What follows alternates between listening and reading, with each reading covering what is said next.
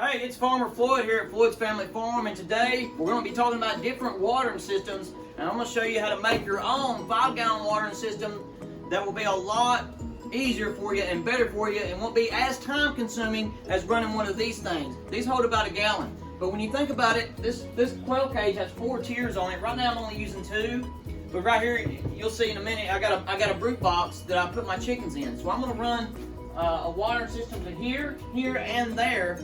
And it would be in a 5-gallon bucket, so all I have to do is come out and fill up the 5-gallon bucket, and I won't have to use this watering system as much anymore. And it's going to save me a lot of time, and it's going to save you, I think, a lot of money in the long run.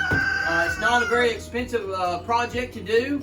I think maybe I have $25 in the project. I happen to have some PVC pipe, so that was already here. So maybe $25 for the teas and the little red cups. I'll show you later. But right now, we're going to get started on the watering system, and I'm going to go ahead and get everything together, and we'll get started. I'll show you everything I've got already done that I wanted to try it out, so I'd already done this. But you can see everything I'm buying is for 1/2-inch pipe. That is a seal and a nut on there for PVC. And then on the other side, I have another seal and it's like that, but everything you buy is for 1/2-inch pipe. And what I made that hole with was a 7/8 bit that made that hole fit just right, and that seal and everything worked out great. I would recommend every man to have one of these deals. Great. I mean, you can I've used them for everything. Anyways, and then these right here I purchased online, and what that does is this here will go into the cups like this right here, and what they'll have to do is they just match this little, they pecking on that little yellow thing right there, and the water will come out. I've tested it out already just as a little prototype, but I tested it out and it worked. So what I want to do is dry fit everything, and then also you need one of these valves to turn it to on and off in case you want to clean it. We're going to dry fit everything, see how that works, because I really don't want to have to glue it. I have glue, but I don't want to have to glue it in case in the wintertime it freezes. That way I can just replace some things or just take it off and let it thaw out. I know it's in the wintertime, I may have to come up with a whole different thing, but it really, we're in Alabama, North Alabama. It really doesn't get that cold here.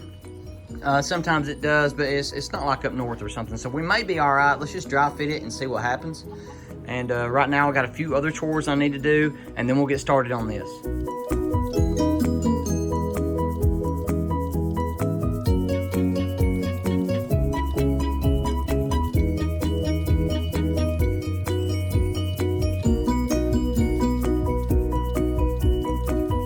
Now what I'm going to show you is my method of testing these things. You want to get a hole, and this just a coffee can. I don't know why they call them cans anymore. I'd say container. Coffee container that you'll drill a hole through and figure out your size you're going to need so that everything will fit right. And I like to take one of these and measure it compared to that. That's a little too small.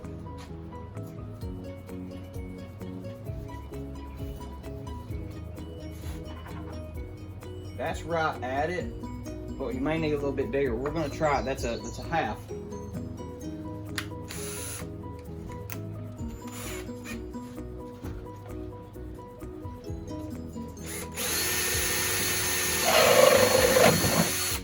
Little hole.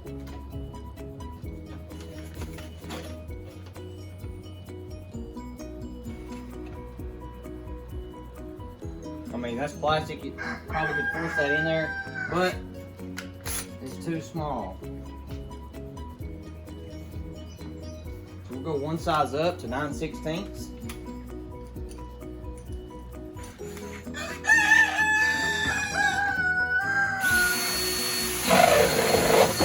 And we're only going to need this for drilling holes through the wood here for the brute box. We won't need it for the wire cage there. We're going to cut those wires out. But 9/16, beautiful. That's all we need. I mean, fits good. The pipe will hold it up, and then the cup will be on the inside. It'll be perfect. So 9/16 is what we're going to use for that. And now we're going to start cutting and measuring our pipe.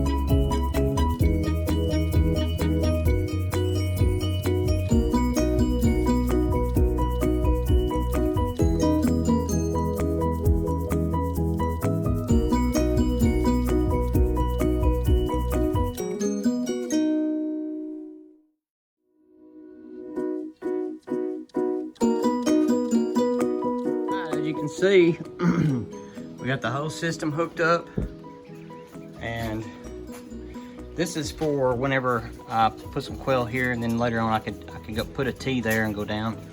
It's all dry fit, it's not glued anyway, and then that's gonna go into there, and I think it's gonna work out great. But how about we test it, and we'll see how everything's going. So let me get the water hose and fill this thing up with water.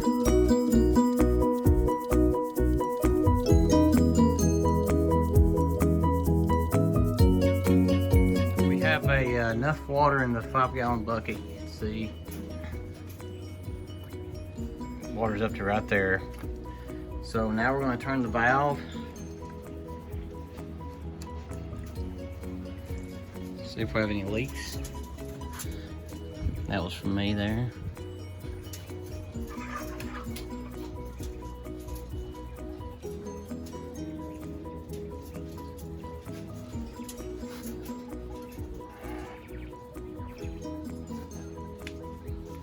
And you can see what they'll do here is they'll peck on that a little bit. They'll understand. We're gonna put a little water in there for them.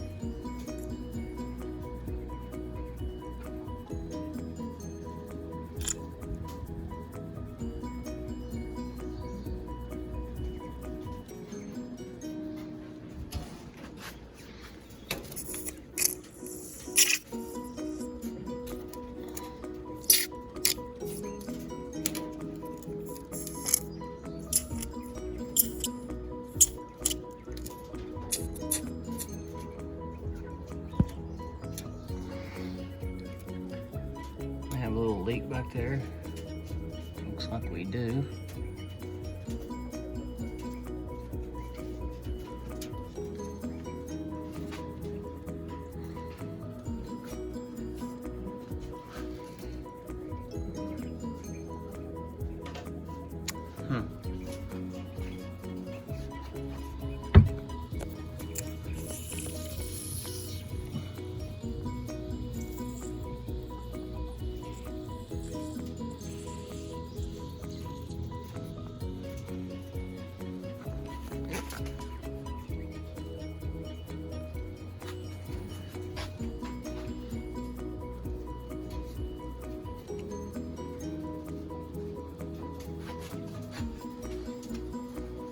Well, we have a little bit of leaks. I'm just going to tighten these up a little bit, and then we'll get everything in there, and you'll see how it works. Just a little. These little seals right back here need to seal a little better.